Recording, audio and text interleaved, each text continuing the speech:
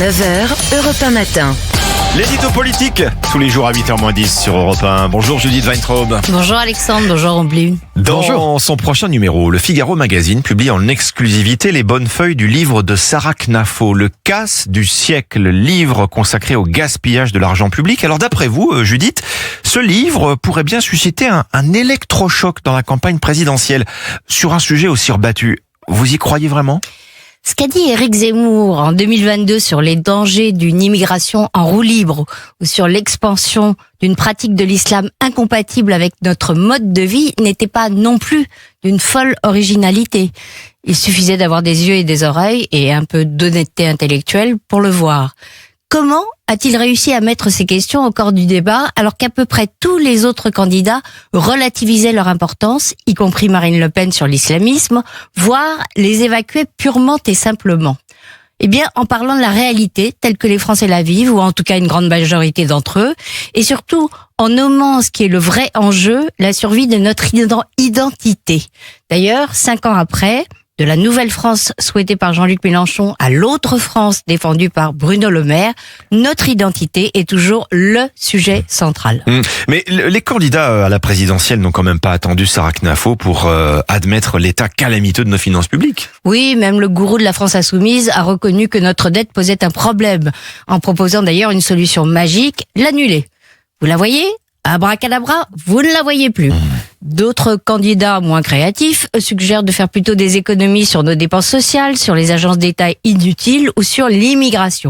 Mais aucun n'a trouvé le mot qui frappe et qui, à mon avis, correspond à un sentiment dominant dans l'opinion, l'idée que les Français sont victimes d'un casse, pour reprendre le titre du livre de Sarah Knafo. Un casse, ça serait pas un brin démagogique ? Disons que c'est vendeur. Mais un casse, c'est un acte volontaire. Dès les premières pages, Sarah Knafo précise qu'elle ne parle pas d'un complot organisé pour ruiner les Français, mais, je cite, d'un enchaînement infernal de mauvaises décisions, de renoncements, de lâcheté et de calculs. C'est cet enchaînement qu'elle décrit avec clarté et précision. Sarah Knafo est sans doute la seule énarque capable d'assimiler et de mettre à la portée de Nicolas, vous savez le fameux Nicolas qui paye, héros de son ouvrage, un rapport de la Cour des comptes où elle a été magistrate. Le casse du siècle se déroule comme une affaire judiciaire avec tous ses protagonistes, y compris les accusés, les membres des gouvernements successifs qui trouvent toujours une bonne excuse pour n'avoir rien fait. Le barrage d'une administration déterminée à perdurer dans son être, les verrous européens, la censure des juges. Elle n'est pas la seule sur ce créneau. Vous avez raison. David Lisnard et Éric Ciotti ont produit chacun moult propositions pour mettre fin à la gabegie des deniers publics.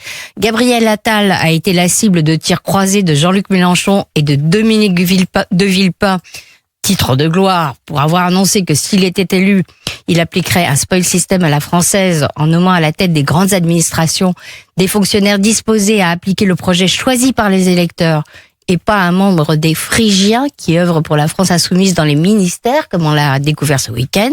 Sarah Knafo veut aussi le faire. Elle parle de recourir au référendum comme Bruno Retailleau et Marine Le Pen pour redonner au peuple le pouvoir confisqué par les juges, mais elle défend également des mesures beaucoup plus radicales que tous ceux que je viens de citer, comme la suppression de la CSG ou encore la privatisation de l'audiovisuel public. Je laisse nos auditeurs les découvrir. Sera-t-elle candidate ? Mystère. Réussira-t-elle à installer le sujet de notre déclin au cœur de la campagne ?